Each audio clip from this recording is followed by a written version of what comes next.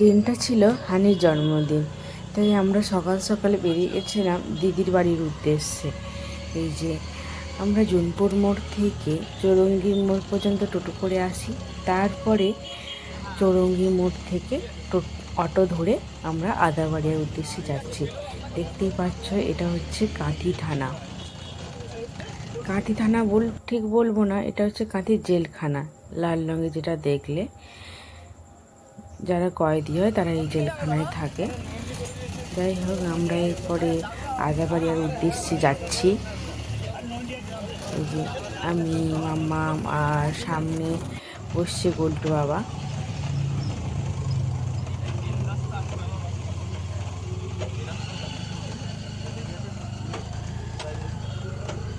এই যে সামনে গোল্টু বাবা বসছে।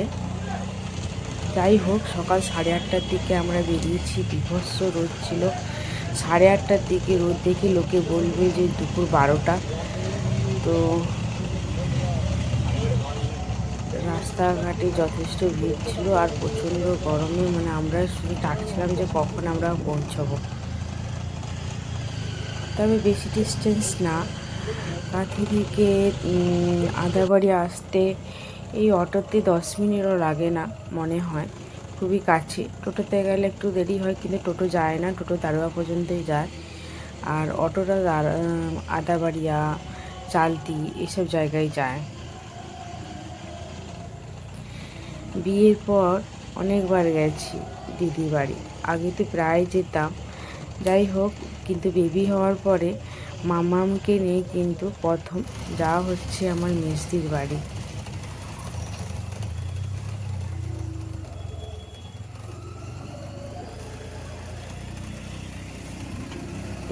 মামাম কিন্তু ফুল মুডে আছে, তাই জন্য আমরা কিছুক্ষণ ছবিও তুলেছিলাম সেখানে। দেখুন প্রাকৃতিক কেমন পরিবেশ। আদাবাড়িয়ার দিকে কিন্তু প্রায় চারা চাষ হয়, জানেন তো। বিভিন্ন রকমের নার্সারির গাছ আছে। প্রায়জন নার্সারি যে দেখতে পাচ্ছেন সবুজ সবুজ করে, যে গাছগুলো প্রায় কিন্তু ওরা নার্সারি করে রেখেছে। অনেকের বাড়ি আছে, কিন্তু আদাবাড়িয়াতে বেশিরভাগই নার্সারি। এই যে দেখতে পাচ্ছি, এগুলো কিন্তু সবই নার্সারি।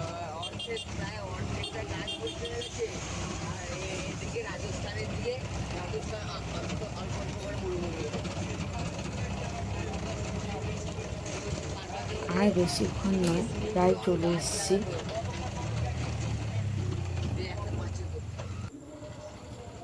এই যে আমরা পৌঁছে গেছি।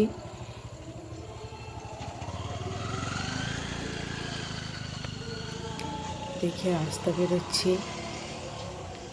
এই যে দিদির বাড়ির গলিতে ঢুকতে গেলেই প্রথমে একটা বড় মিষ্টি দোকান পড়ে, তাই জন্য আমরা এখান থেকে মিষ্টি কিনবো। সাথে একটা গুলটে বাবা কিনবে ডার্ক চকলেট, আর আমি কিনেছিলাম 20 পিস মিষ্টি আর বাটারস্কচ। এই যে আমার মিষ্টিটা প্যাক করছে ওনারা।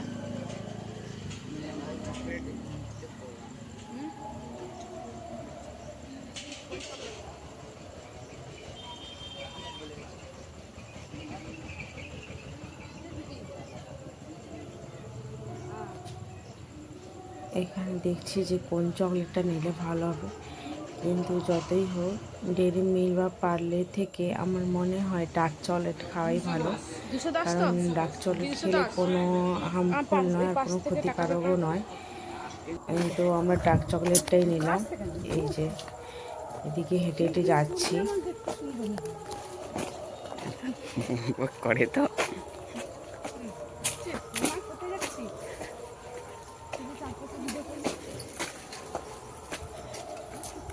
এই যে এই পাশটা দিয়ে বাম দিকে পুরো নার্সারি, ডান দিকে রাস্তা। আদাবাড়ির দিকে না প্রচুর নার্সারি আছে। কেউ যদি গাছ কিনতে চাও, অবশ্যই আদাবাড়িয়ার দিকে বা দারোয়ার দিকে এসে দেখতে পারো, পছন্দের মতন গাছ পেয়ে যাবে। এই যে দিদির বাড়ি চলে এসেছি। পেছন দিয়ে যাবো নাকি? হ্যাঁ, খোলা আছে।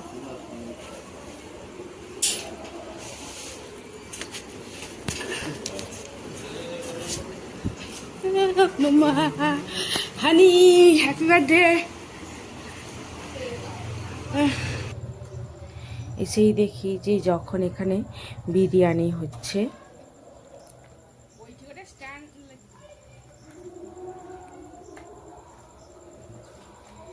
হানির জন্মদিনে খাওয়ার আইটেম ছিল বিরিয়ানি আর পায়েস। এতেই জমে গেছে জানেন তো, আর সাথে ছিল মিষ্টি।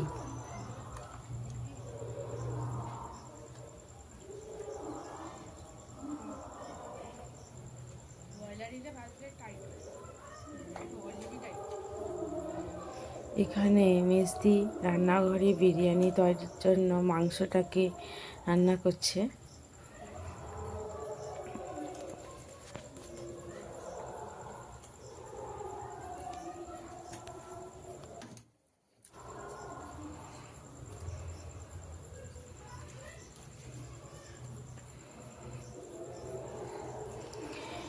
আর এখানে দুই মাসিমা মিলে পায়েস রান্না করছে।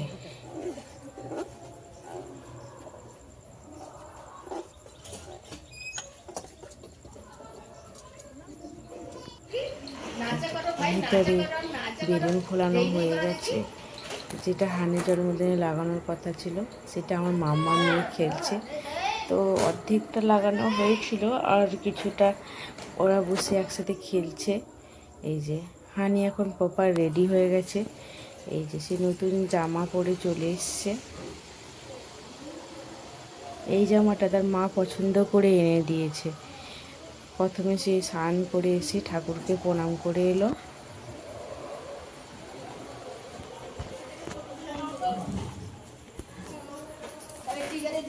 এখানে বড় মাসিমা আবার চন্দন ঘষছে।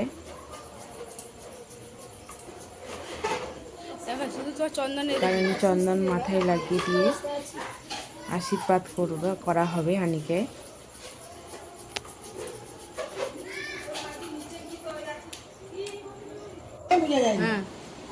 এই যে এখানে আশীর্বাদ পর্ব চলছে।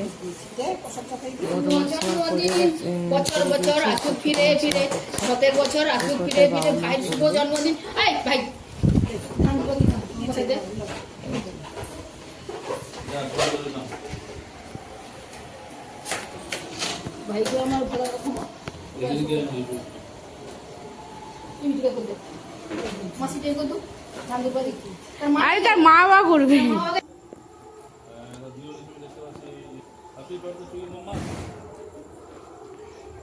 এরপর তার মা করছে, তার মা মানে আমার মেজদি করছে এখন।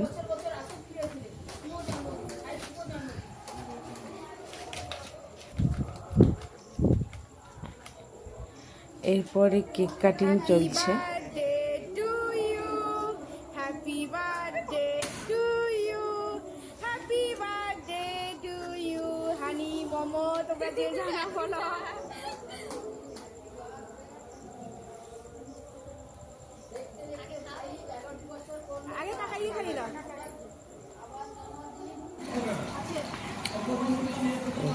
এরপর আমরা বিরিয়ানি খেতে বসে গেছি। তো চলো টাটা, আবার আসবো একটা নতুন ভিডিও নিয়ে। ততক্ষণ অবশ্যই আমার ভিডিও ভালো লাগবে।